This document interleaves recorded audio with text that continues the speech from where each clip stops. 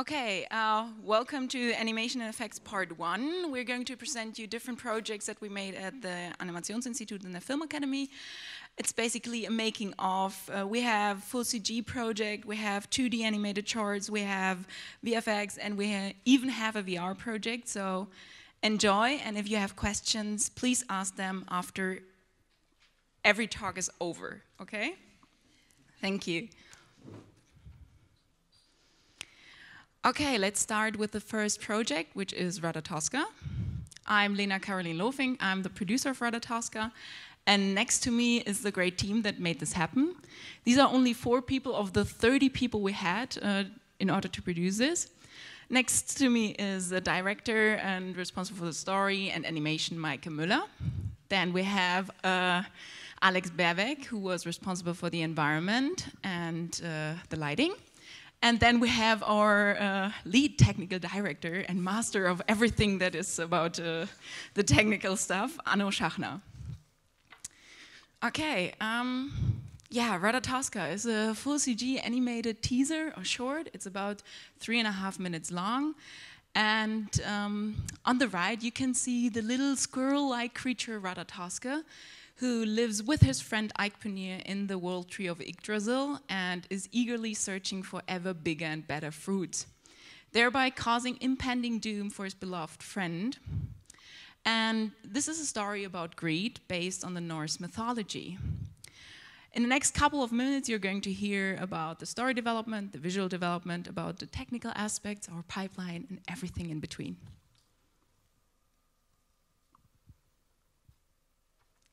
Hi guys, I'm Maike, director and animator of the project. Here you can see the concept by Alexander Dietrich from our little charming, in the beginning charming little critter that throughout the story becomes somebody else. He has a weakness for big fruits, and then this weakness becomes kind of an obsession, which is never good. And yeah, these are the amazing designs, and we have also some facial expression tests in 2D. And in the next slide you can see first look depth of the fur. This is what I kind of ended up looking in the final movie in 3D. So, but Ratatosca also has his friend Eichpenier.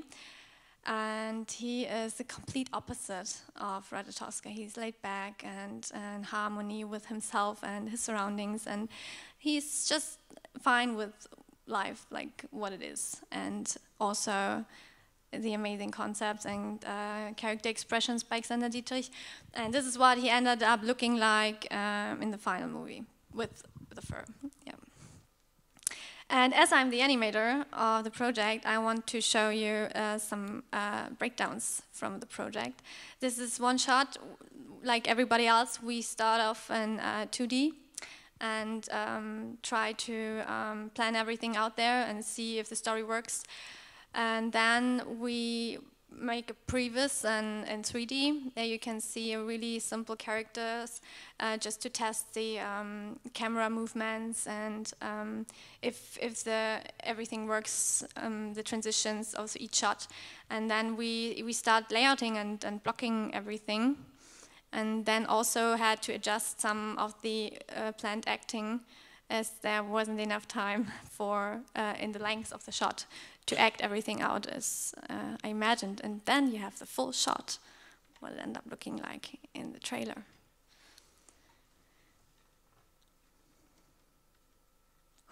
Yeah, so, and this is another example. Here I put in a kind of embarrassing acting test.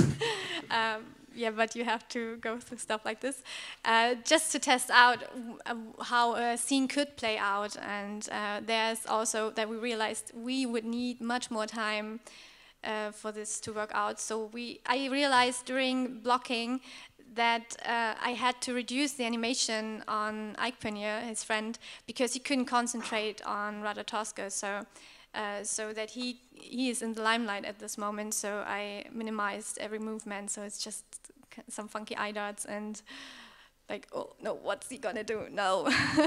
Yeah, and this is the final shot, what it ended up in the movie. Yeah.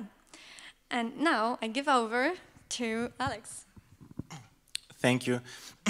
Let's talk a little bit about pipeline and tools we used. So we used Maya for rigging and animation and also used it for the whole content creation. So the set dressing was done and all the assets were done in Maya. Then we brought it into Katana. Katana was our main tool to make the scene assembly, shading, lighting, and bring it into rendering. We brought the assets into Katana with Alembic files and SceneGraph XML files, which was really helpful. And rendered was the whole thing with RenderMan, and we also used the denoising functions of RenderMan, which was quite nice. Compositing done was in Nuke and After Effects, depending on the artists.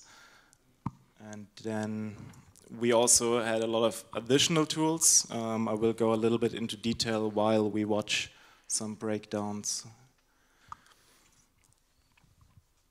So in terms of set dressing, Anno wrote a scatter tool, which was quite handy at the beginning, but when we started using smaller assets, we actually switched to paint effects in Maya with custom assets, custom shader and custom textures, and was quite awesome. It gave us a lot of control, but on the other hand, we had to set dress every trunk in the whole thing by hand, which was quite a lot of work, but yeah, worked out quite well.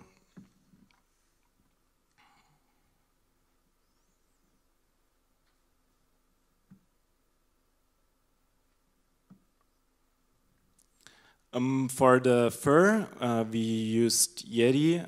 So it was created in Yeti and Maya, and that was one of the big challenges to get the fur inside of Katana and rendered with RenderMan, because the documentation isn't so good on that point. So Anno wrote some magic lines to get the Yeti procedural stuff inside of Katana, which was quite awesome. That means we could change the density and the thickness of the fur based on every shot, and we didn't have to go back to Maya and tweak it and then bring it back to Katana. We could just test in Katana how thick the fur had to be. If the character is far in the background, we don't need as much fur as if he is close in the frame.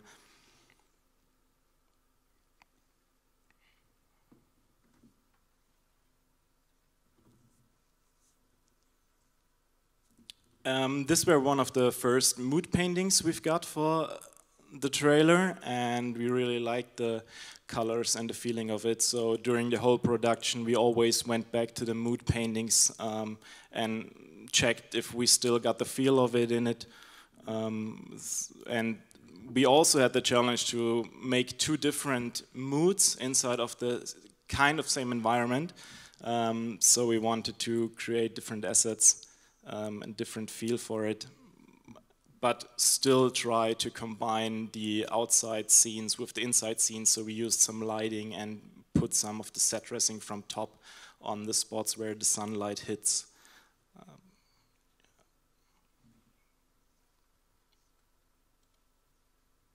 And like I said, we did a lot of additional tools, like we used Shotgun, so we integrated Shotgun into Maya, so we could do a production tracking inside of Maya. We hooked Katana up to the render farm before our render. We're also able to denoise on the farm, which was quite helpful. So there were a lot of tools and stuff that helped us a lot in production.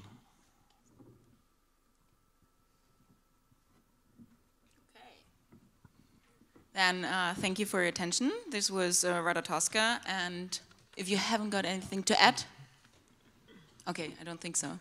I will hand over to Maike Koller.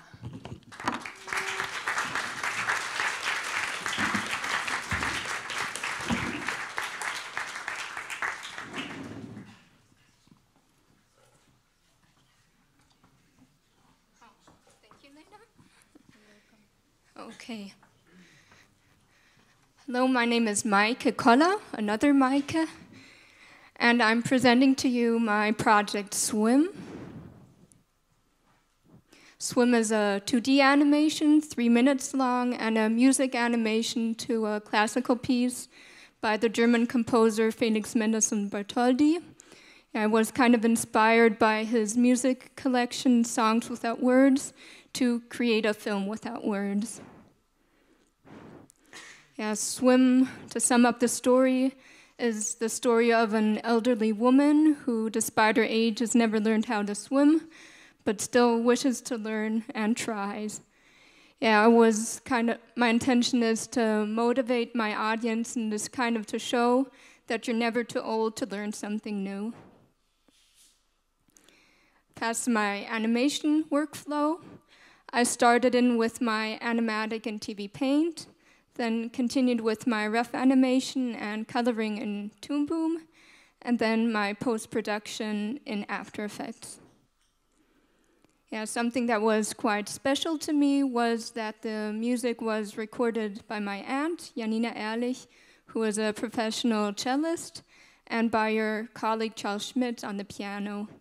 And thanks to my great sound designer, Lena Beck, the sound isn't only in mono or stereo, but also in Dolby Atmos. And now I'd like to show you the trailer. Oops, there it is. There.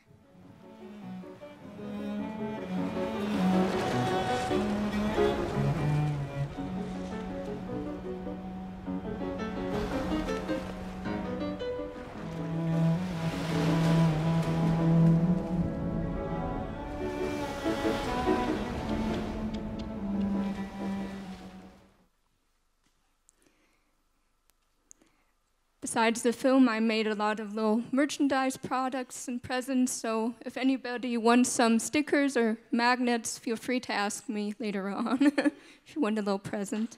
Thank you for listening. Now, we'll continue with Augenblicke and Kiana.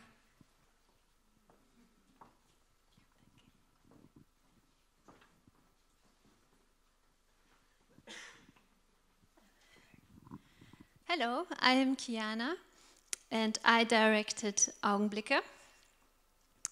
I started working on Augenblicke in 2015, and at this time I studied already 4 years at the Film Academy. I was so amazed and excited about the new things I've learned, and I was at the peak of my motivation.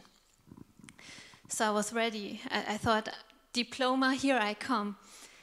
But what the best lesson I've learned is by getting out of my comfort zone and challenging myself, I always somehow got rewarded by learning new skills or making new friends. So with this in mind and my super motivated attitude, I decided to tackle a very out of comfort zone project, which is Augenblicke.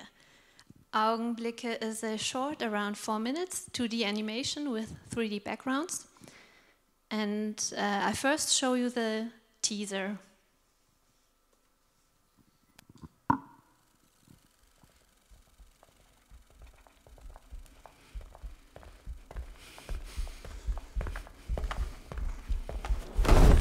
Run from me, my dear.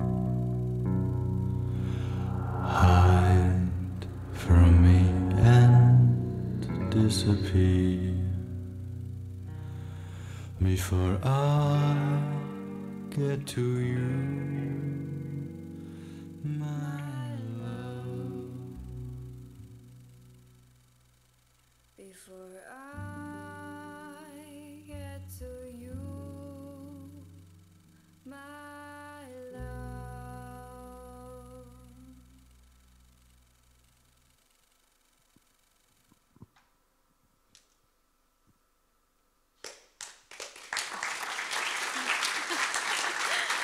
Thanks. So a woman walks home at night. A man approaches her from behind. He grabs her. They fight until he finally lets go of her because eyewitnesses appear. So that's the entire plot of Augenblicke. But the film is not about what is happening, but how to experience it. And it's weird to say I want to make you experience this situation. Why would I do this? But I felt that people tend to be still very judgmental about a situation like this. So if you're not involved in it, it's easy to say, this is the victim, this is the damsel in distress, and this is the psychopath. But still always trying to find also some guilt in the woman who's actually just walking there. So I wanted to make a film to show the situations from her perspective. But I also wanted to keep the film as objective as possible. So I didn't want to comment it. I wanted to have a neutral point of view. And by doing this, I think the best way to achieve this objectivity is by telling the story in different point of views. So I decided to show the situation from her point of view. But we also have his point of view. And there's a third point of view involved, and that's the eyewitnesses. In that case, it's ourselves as the audience. So as to the technical process, of course, I had a beautiful team. I had a reference shoot with 2 great actors, and Janina Putzka and Lukas helped me really well with the animation. And whereas we started with a storyboard, and I didn't really have a big storyboard, just some rough thumbnails to act out a choreography and what will happen, so that I had a film in mind, because then we went on with a reference shoot, which was the very best decision I made during the production. We had 2 actors. Each actor had a GoPro on their head, so I have both perspectives. And then we also had a third neutral camera. So I had the perfect reference. We had the GoPro reference, which is very violent and there's a lot of movement. And we also have the staged camera from outside. Like here's Robin, the cameraman. So that I would have a nice framed reference. And out of this, I sort of edited the animatic, so it is like a collage. I took all the shots I liked and then started drawing into them. This is a shot that didn't make it in the movie, by the way. But I very quickly tried to put the reference aside, because I noticed that the drawings tended to become a little bit stiff when I had the real person standing right there, so I just took it as a loose reference. Then I made a layout, roughly key animated. I passed this over to Janina Putzka, who animated this. And we animated in TV Paint. This is how it looked when we exported it from TV Paint. So it's the outlines and the color. And this is the final compositing. I added some textures in Photoshop and the compositing in After Effects. So as you saw the background, there's no real background. There's mostly some lights that I animated to have a sense of movement. But at the beginning, I clearly wanted to have a street so that we understand where we are. And the easiest way to do so was in 3D. So we had a little bit try and error. David Belbaum did this, but finally found a very great solution. We did this in Cinema 4D. And the textures are just some textures on planes that are not on the object themselves, but just roughly in the room, so that they are not really attached on an object. So it has this inky and foggy sense to it. So basically, that's how we made the movie, quite straightforward. So when this was me in 2015, quite motivated. After 2 years of work, I was very exhausted.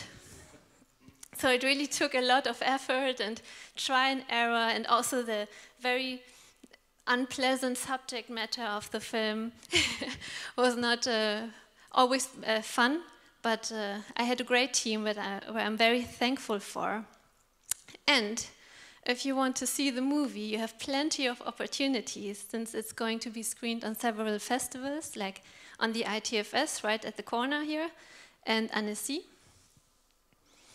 So tomorrow, for example, if you have nothing to do at the evening, in the international competition at 9 p.m., I will be there. And though it was quite tough to make this project, but at the end, once again, I proved myself that getting out of your comfort zone will reward you, because at the end, I'm very happy that I just finished that film and that it's done. So thank you for your attention. I will be around if you have questions, and we'll continue with the next project.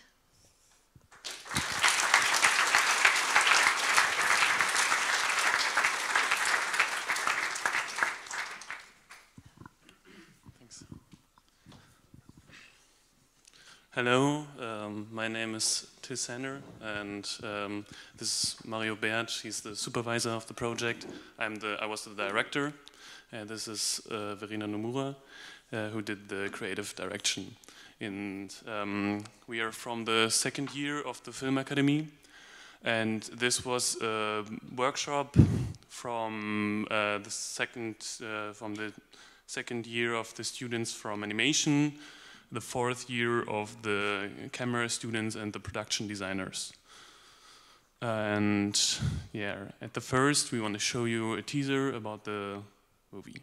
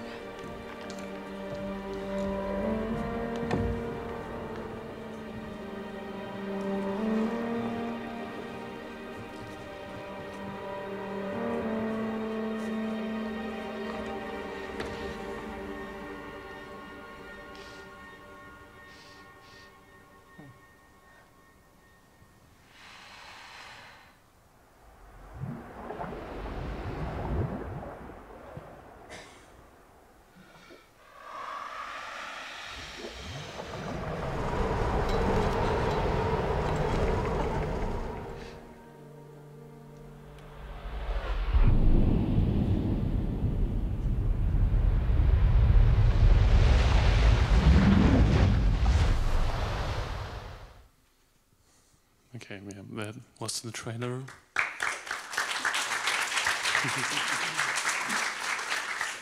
Thanks. Yeah, the story is about two fishermen who find a box, and this has magical powers, and it influenced the world they're living in, and yeah, they're going to be, they want more and more. You see, they're not living in a good world, and it doesn't end good. Let's say, okay, now, yeah, Mario will continue with the previous. So hi, my part at this project was the VFX supervisor. I will tell you now a little bit about the pre-visualization. We did our previs in the real-time engine Unity in combination with the NCAM system. So we had a good opportunity to figure out our breakdown and test our camera angles before we had our shoot. So, okay. Sorry. Yeah, we had 1 day of shooting, and we did about 15 shots of different camera angles. Yeah, that was our team, about like 40 people.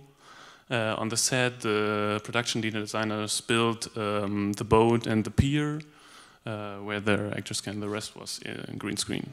Yeah, now Mariana will continue. So for the look of the movie, we collected a lot of moods, like on the left side, and they had a lot of atmosphere and fog and blue and green lighting. That's what we were going for. And we also got inspiration for the design of the huts and the gorge, yeah, like on the right side where we had some scribbles. Yeah, thanks. And after we finished the shooting, we used the footage to paint over it to get an idea for the composition of the pictures, and that really helped us in the 3D setup, the set dressing, the lighting, and compositing. So now I will explain our pipeline. We match moved our scenes in Cinema 4D. We did our effects simulations in Houdini and set up our scenes in Arnold and rendered with, we set up our scenes in Maya and rendered with Arnold. We composited in Nuke and finished our grading in DaVinci. Yeah, next. Here you can see our different assets. We also used a vector displacement to get more details in our rocks and other objects. And here you can see our different render layers. Yeah. And now we will show you our breakdown. Have fun.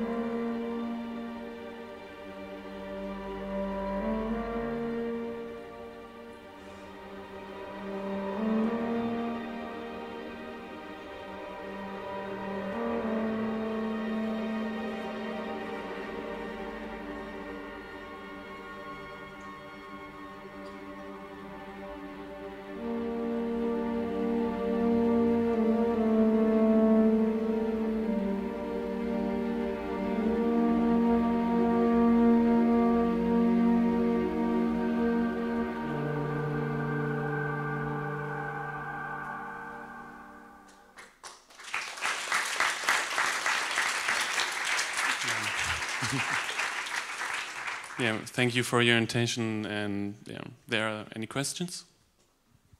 No, later. Sorry. Okay. So the next one is Asperity.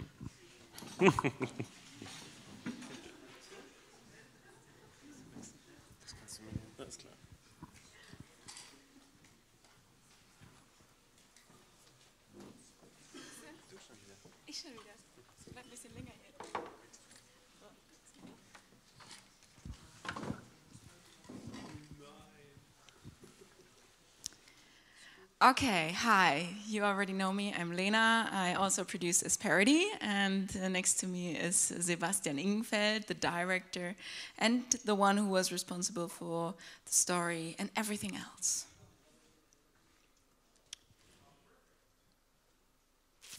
Okay, quickly, Asperity is a VR experience. It's a mixture of interactive experience, but also cinematic film. We had a lot of people that helped us with every element that is in Asperity. We produced it in the game engine Unity and combined it with a lot of VFX elements. Asperity gives you a chance to travel with our pilot Charles Overmeyer to be on a cargo mission to the International Space Station. And Sebastian is going to tell you more about the making of. Yes, as already said, you are aboard of the Asperity space shuttle, and you are a space tourist. And we built a world around the setting. We introduce you through a mockumentary and tell the story of our fictional company that is called Asperity Technologies Corporation. So we had to create this whole world around the experience as well. Charles Overmeyer is the pilot that guides you through the ride. Unfortunately, not through the whole ride. So this is where the interaction gets to action. As already said, we combine a linear film, with the interaction. So there was a lot of things that had to be adapted from a linear film and VFX workflow as we render the whole film in real time in Unity. Okay, more about the world building around our story. That's the setting. This is a screen capture out of Unity. Charles Overmeyer right next to you. The space shuttle cockpit inspired by a real NASA cockpit, giving you the chance to actually feel how small this cockpit actually is. You are able to interact with floating props, a pencil in this case. Okay, so first there was research. I did a lot of research in 2016. Nice photos of myself. Kennedy Space Center in Florida and meeting a real space shuttle pilot. Okay, next one. This led to art and design. There was a lot of CG elements that had to be built as well as practical elements that had to be built. We replicated a chair, a space shuttle chair that you will sit on while having the experience. Marika Moritz did a lot of designs for our fictional company and the costumes in this case. That was made in 3D. Alex Fry designed the helmet for our pilot, and we then adapted those designs and built real costumes for our live action shoot. Coming to the interaction, for myself, I was coming from film. We had to work out a lot of new things, and I had to study a lot of game information, sort of.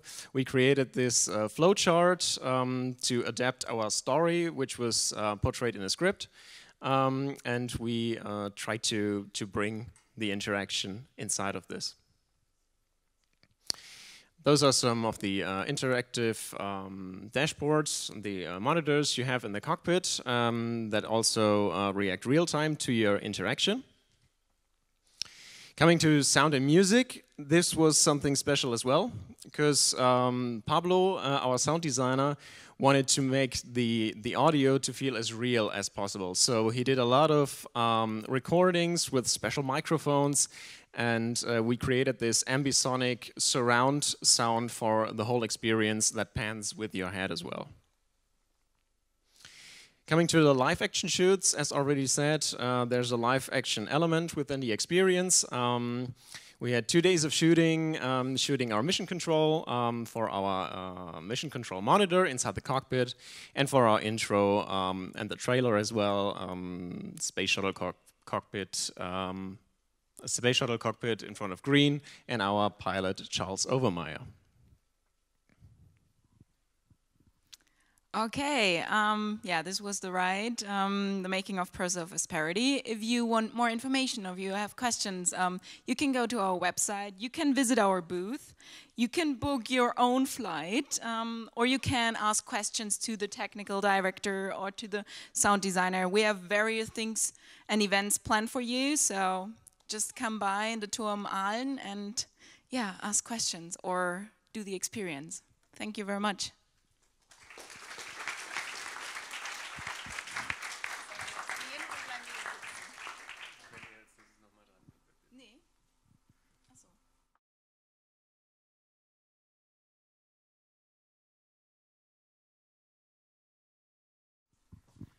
Okay, yeah, I forgot I have another project. So this is, I'm really sorry, Christoph.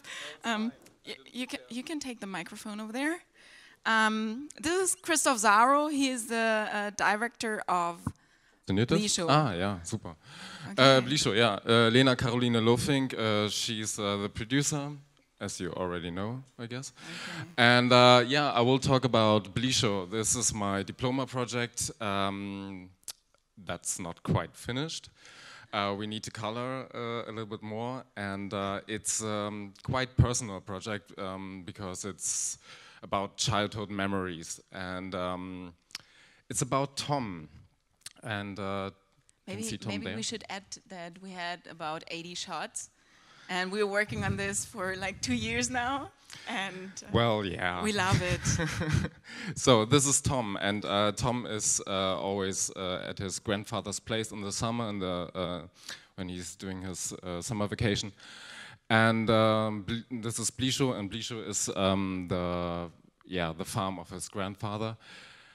And yeah, he's a small guy and a little bit shy. He's come from the town, and yeah, and he has a cousin called Matthias, and he doesn't like Matthias at all because Matthias is better in everything. He can deal with everything at this farm, with the animals, with the huge dog, and so on. I will show pictures later, and they kind of fight for the love of the grandfather. This is his grandfather, and yeah. So yeah, and Tom is pretty jealous. Yeah, and Tom cannot deal with Anka, the German Shepherd, even though it looks like a fox. But in my opinion, it had to be red. Yeah, and then there is Tom, and this is real. I was in Blisho, and I had to deal with all these little chickens, and I had to put them back into the workshop or something. Yeah, I had to take care of it, and yeah, it was horrible. So I stood in an ocean of little chickens, and yeah, and they have to catch a big chicken too, and there are a lot of tasks they have to deal with, and it concludes in Tom punching Matthias. Yeah, it's a story about jealousy, and recognition, and love. Yeah. So our design process. So I started and was influenced by a lot of graphic novels. Yeah, Brecht Evans, Cyril Pedrosa, some former DDR artists like Eberhard Binder. Yeah, childhood illustrations. Everything pretty colorful, and yeah, so I designed some style frames. You saw it before, and actually it's CMYK. I realized that at the end when I was finished with my style frames that I had CMYK, although the black is actually a really dark blue. Yeah, right. And we did some concept art. This is me, and so I had to do this. I had this horrible haircut, and I needed to have this on my main character too. And on the other side, this is not my cousin, but it was a friend of mine, but I didn't really like him, I guess. So he's yeah. So everything comes together. We have the character design, we have the colors, and so on, and we go into production. So this is when you just. Thank you. So this is when because we mostly animated in TV Paint. I animated in Photoshop because I feel like I like the brushes more and so on. And yeah, when you put it into Photoshop, when you export a PSD from TV Paint to Photoshop, it looks like this. And yeah, and we had to color this. And this is the process. So you have the layout picture, and then I did a color guide. Then the third picture you see, it's, yeah, this is how it looks like in Photoshop. Then you do the timeline, and then you do the cleanup, and yeah, then you have to put white behind the characters because the brushes have transparency, and then you add the background. So that's why it takes pretty long to finish this movie. Yeah, and I show just a little glimpse out of it. This is the amazing animation from Sonja Melnick.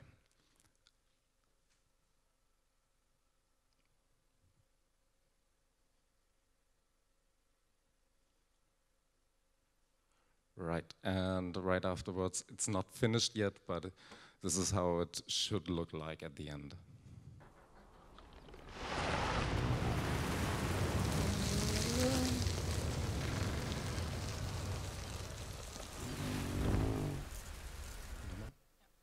Okay, we play it again.